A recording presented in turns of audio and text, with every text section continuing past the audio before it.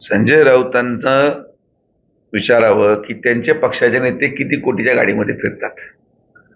त्यांच्या पक्षाचे नेते जे हेलिकॉप्टर वापरतात ते पैसे कुठून येतात, या सगळ्या गोष्टींचं उत्तर त्यांना पण देणं लागतं. राष्ट्रीय अध्यक्षांनी केलेलं स्टेटमेंट याचा अर्थ वेगळा कोणी काढू नये. याचाच अर्थ असा आहे की एखादा व्यक्ती एखादं जीवनशैली जगत असेल आणि अचानक त्या जीवनशैलीमध्ये कोणी बदल करत असेल तर ते लोकांना भावत नाही.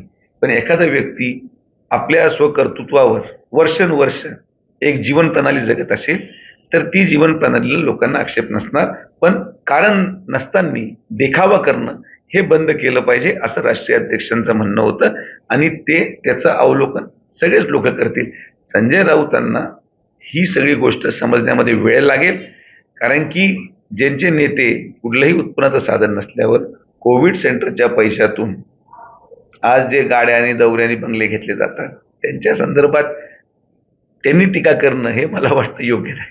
ज्यांनी मागच्या 40 वर्ष मुंबई विकली त्यांनी काही ठेवलंय का विकायचं की दुसऱ्या माणसाने काही त्याच्यावर करावं.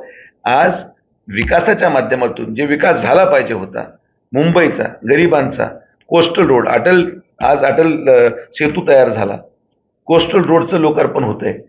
यांना दुखणं एकच आहे की यांच्या काळात ते झालं असतं तर यांना त्याचे पैसे मिळाले असते. आज ते पैसे न मिळाल्यामुळे त्यांची ही तळमळ आहे आणि दुसरं काहीच नाही. एबीपी माझा, उघडा डोळे बघा नीट.